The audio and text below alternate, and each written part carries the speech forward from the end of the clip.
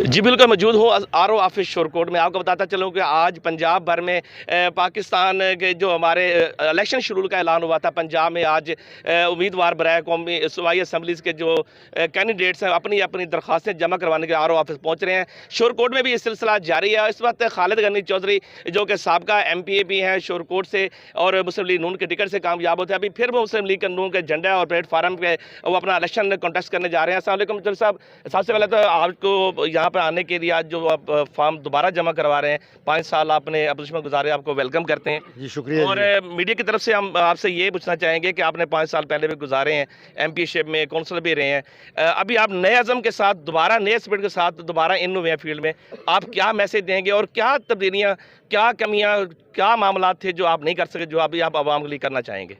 देखिए जी, नया आज़म नहीं, मैं हूँ पुरज़म। नया आज़म होता है जो बंदा नया हो। मैंने पहले 5 साल गुजारे और अल्हम्दुलिल्लाह जो मेरी कारकर्दगी है वो आपको हर जगह पे भी नज़र आएगी। और आवाम से किसी से पूछ ले, इंशाल्लाह वो यही कहेंगे जितना खालिद गनी के दौर में काम हुआ कभी नहीं हुआ। बाकी इलेक्शन में फ़तह शिकस्त होती रहती, कोई मसला नहीं।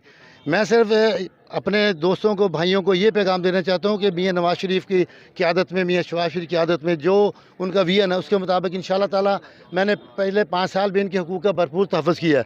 मैं ये सब लोगों को पता है कि मेरे पास जो बंदा भी आया, मैंने लाखों करोड़ों रुपए के लोगों के इंतकाल करवाए हैं और लोगों को रिश्वत जो दी हुई थी वो भी वापस लेके दी है। इंशाअल्लाह ताला अब आइंदा भी ऐसा ही होगा। लोगों को जब जो मेरे पास आएगा, जो मुझे मेरे इल्म में बात आएगी, मैं किसी का जायज़ काम पे 1 रुपया नहीं लगने दूंगा, खा मुझे उसके लिए कुछ भी करना पड़े। मैं जो पिछले 5 साल नहीं MPA था, उसमें भी जो मेरे पास आया मैंने अपनी भरपूर कोशिश की है कि उसका काम जो जायज़ काम है उसका फ्री होना चाहिए। बाकी जिसका नाजायज़ है वो जान रहे, महकमा जाने, मैं क्या कह सकता हूँ।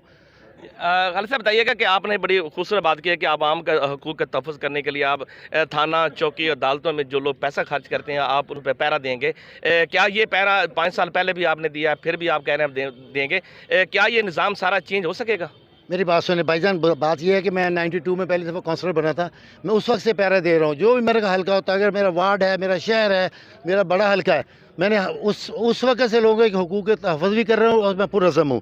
जहाँ तक निज़ाम बदलने की बात है, ये भाई ये एक या दिन में या रात में नहीं तब्दील हो जाना। वो जैसे एक मिसाल बनी हुई ना कि जंगल में आग लगी, एक चिड़िया जा रही थी तो किसी ने पूछा कहाँ जा रही है, उसने कही मैं अपनी चोंच में पानी लेके जा रही हूँ, मैंने वहाँ जंगल में आग लगी है, मैंने वो बुझानी है। उन्होंने कहा जी तुम्हारी एक चोंच जो पानी है इससे क्या होगा? उसने कुछ ना, मैं अपना हिस्सा तो डालूंगा ना। मैं अपना हिस्सा इंशाल्लाह पूरा